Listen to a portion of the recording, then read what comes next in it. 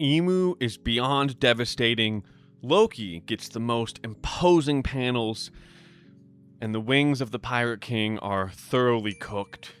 Well done, even, if you will. So we open up with Imu asking who the King of Elbaf is, which a surprised Dory and Bragi reply that the country has no king, almost as if, the expectation is that Imu should already know this, yet he is still asking. Then Imu moves very quickly towards the group, but basically like teleporting, vanishing from his perch. And listen, he starts chopping people up left and right. Gerd's fingers, sausage. Stanson's leg, on its way to being chopped liver. As many of us suspected, his first goal is to free the Gods Knights, likely because them incurring any permanent damage will also reflect onto Imu, although it seems almost like he's cutting them a break as well, so this scenario does feel different than what we saw with Saturn after his failure in Egghead. We see Sommers recover his steel heart, and the group begins their attack on Imu. And listen, the best way I can describe this, it's like moths flying to a flame. That's really what it is. And here we get our first big hint at one of his powers, which is called Omen. And it looks like it can be used both offensively and as a buff for Imu's contract holders, or maybe even others as well. We haven't seen it be used defensively yet, but I wouldn't be surprised if Omen can result in good things and in bad things, depending on Imu's desire. And before we move forward, let's take a quick look at the definition of Omen. So according to the Oxford Dictionary, an omen is an occurrence of phenomenon believed to portend a future event. Another way of wording this is an event that is thought to tell something about the future. Now, a lot of times, omen is given a negative connotation, but really can be both. You can have an omen for good things, and you can also have an omen for bad things, which we kind of see, like I mentioned earlier. What this makes me wonder is if Imu's ability can in some way affect the future of the ones he is targeting. This would certainly place it on the scale of ridiculousness that we see with Nika's powers. And we also see some interesting aspects of this ability later in the chapter, such as him using what look almost like hand signs or mudras from Buddhism to create different variations of the ability, with some of these variations even appearing to be alive. Now, before we get back to the chapter, if you like my videos, please like and subscribe and hit the bell icon.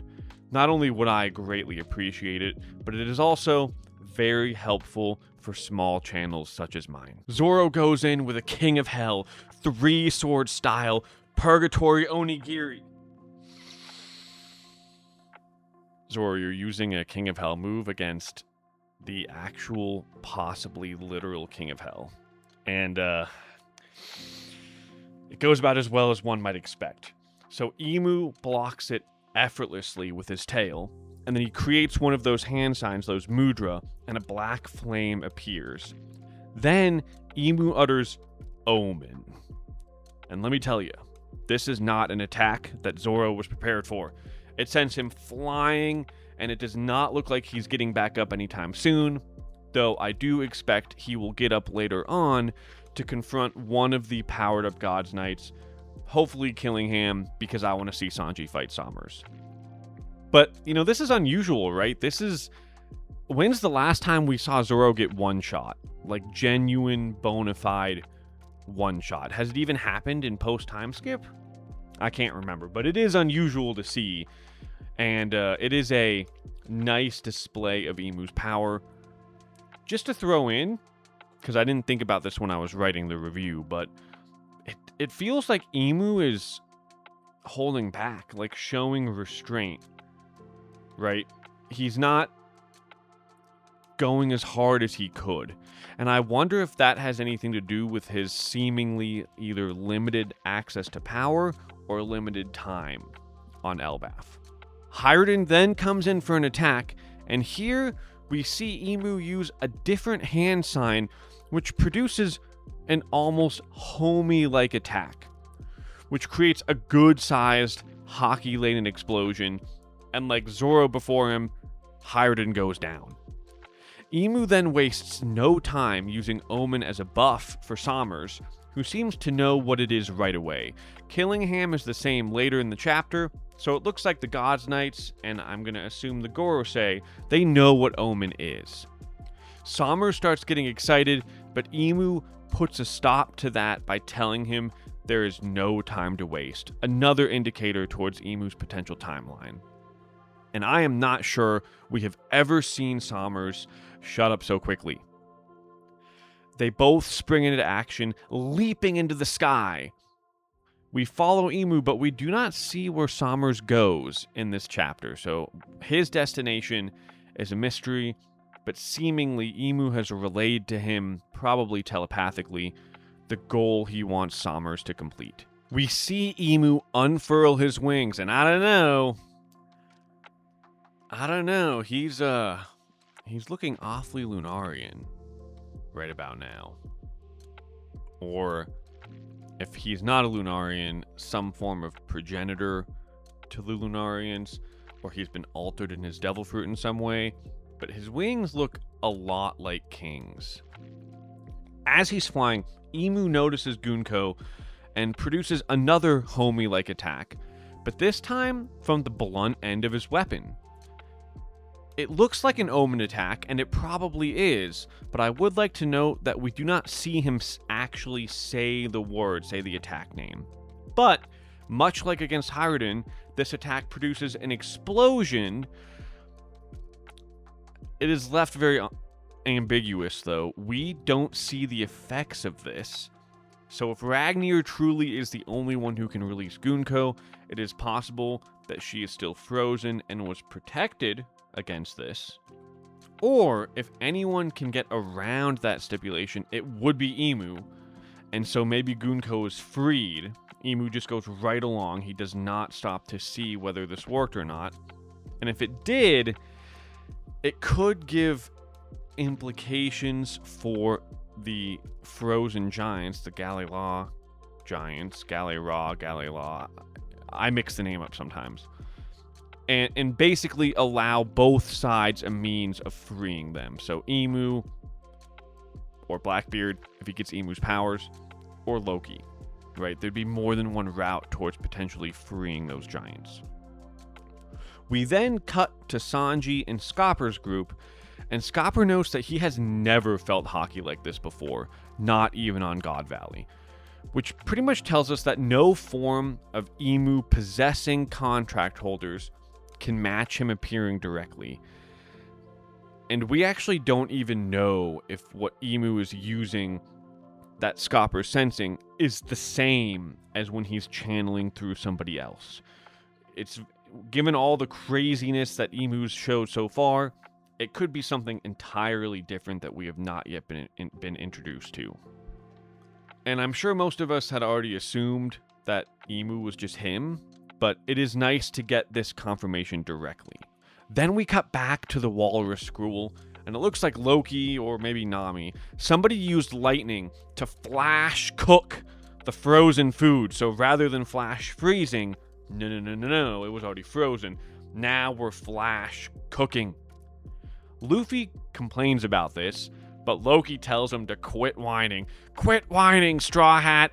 Stating that not only does this beat frozen food, but that both of them need to stock up on energy because something crazy just arrived. So they sense Imu, clearly, and they know, and they can tell, probably like Scopper, that it's just unlike anything they've sensed before. This is accompanied by Jinbei stating that Imu's hockey is terrifying. And you know, when I think about it, they all felt the Elders' hockey on Egghead. Luffy, Jinbei, not Scopper, but Luffy, Jinbei, the Straw Hats. They know what the Gorosei's hockey is like. And while Jinbei did comment on that in Egghead, it was like a step below his comments here on on Elbaf. So I think that Oda might be using these characters, right, as a means of just really hitting home just how cracked Imu really is.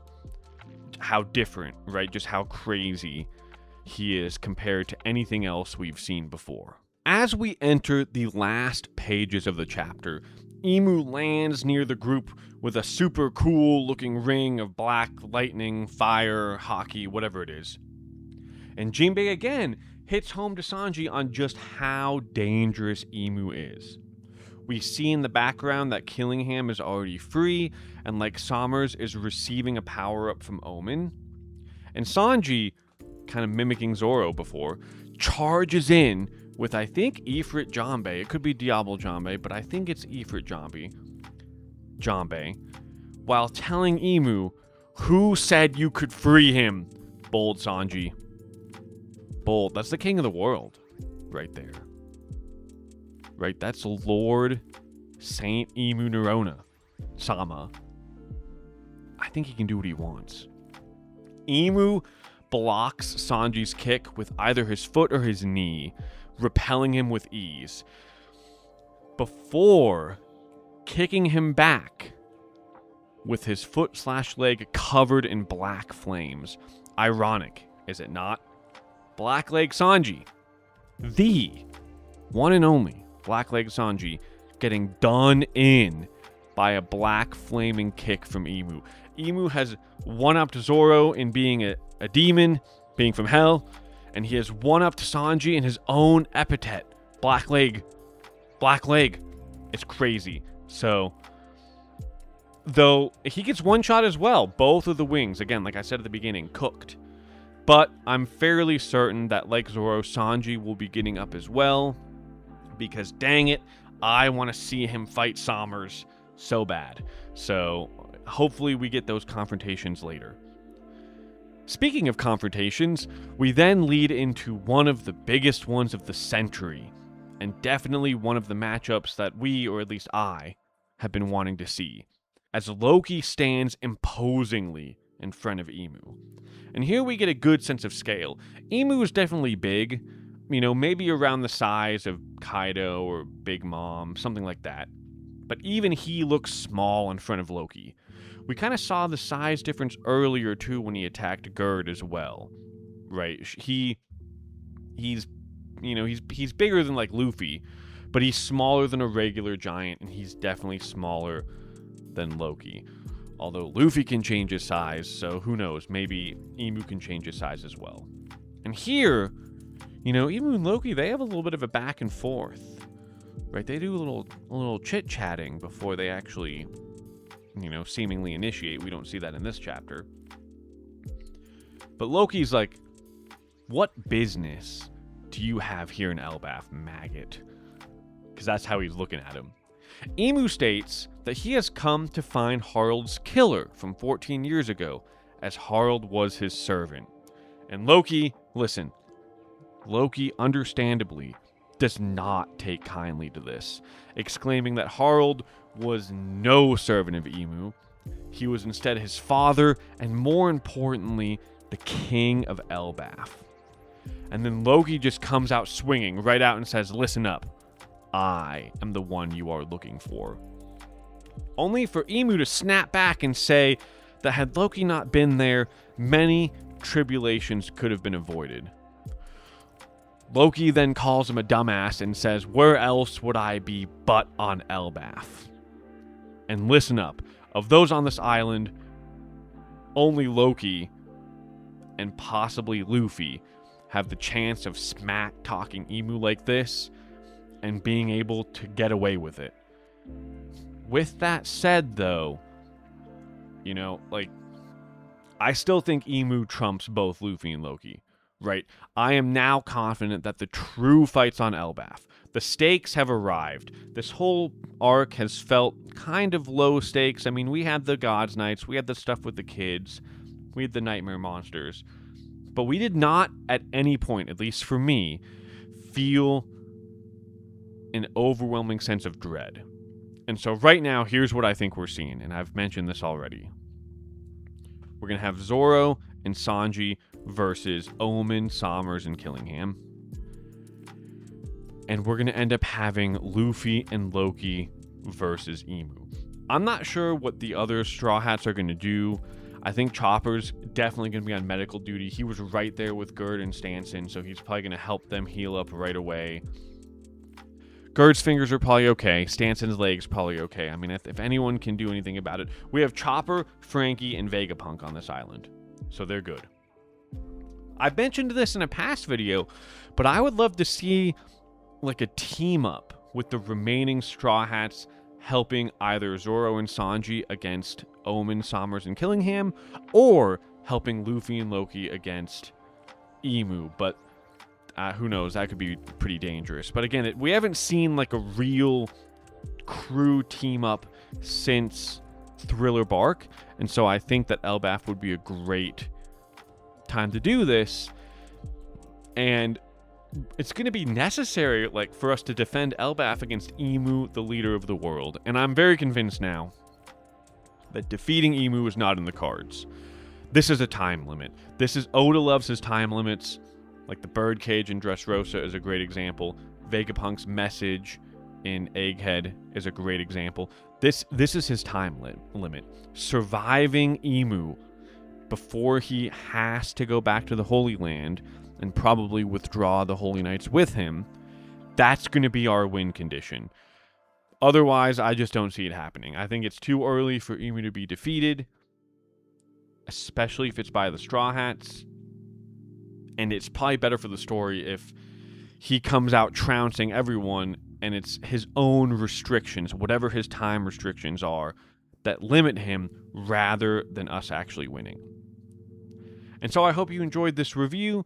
If I missed anything, or you have any comments, or you'd like to discuss, please leave that below in the comments. I'd love to see everyone there and hear what people have to say. Super excited for 1181. It does not look like there's a break next week, so we're rolling right on through. And with that, I would like each and every one of you to have an excellent rest of your day.